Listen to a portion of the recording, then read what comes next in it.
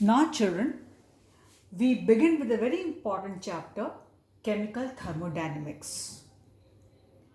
This chapter deals with the calculation of energy involved in various reactions, absorbed or evolved. All these things are studied in this chapter.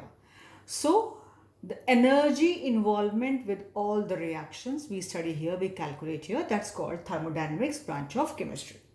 Now, children, first we will study some terms here. So some basic concepts. First term we say system, surrounding. What is system? No, we say a system has this. So what is this system? System and surrounding, these terms we have to study. A specific part of universe which is under study or experimental consideration. Specific part of universe which is under study or experimental consideration is called system. And rest all is called surrounding. Specific part of universe which is under study or experimental consideration is called system, and rest all what all possible is there is called surrounding. The real or imaginary surface which separates the system from surrounding, real or imaginary surface which separates the system from surrounding is called boundary. Now, so boundaries can be real or they can be imaginary. For example, we have taken liquid in a beaker. We took a beaker and liquid in this. So children, and suppose you want to study the properties of this liquid.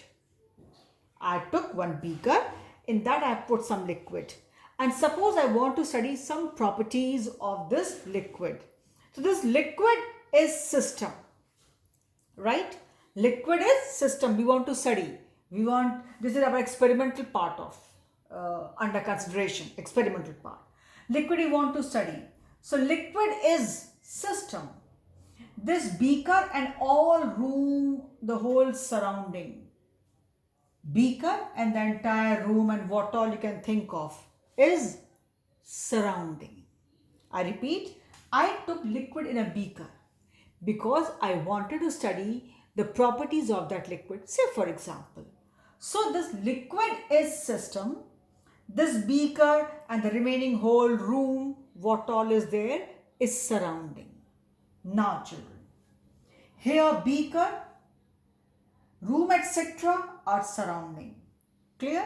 Walls of beaker, this walls of beaker, this will be boundary because this is separating your system from surrounding. So walls of beaker, I repeat, liquid is system, here beaker, room etc. are all surrounding. Walls of beaker, here is boundary, and here it is real boundary. Okay, because we can see that it's real. So I repeat, if I took liquid in a beaker, so liquid is system, remaining beaker, room etc. what all is there, even something is kept there, is all surrounding. And mind you, walls of beaker, they separate it from surrounding, will be called here boundary. Here it is real. So you could understand what do you mean by real boundary, what can be imaginary. So what is the term system which you study, you focus on experimental consideration is system, remaining all is surrounding, and a surface which separates system from surrounding is called boundary. It can be real, it can be imaginary. Here it was real. The walls of beaker, it was real boundary. So these terms you have been told here. So for this video, we stop here.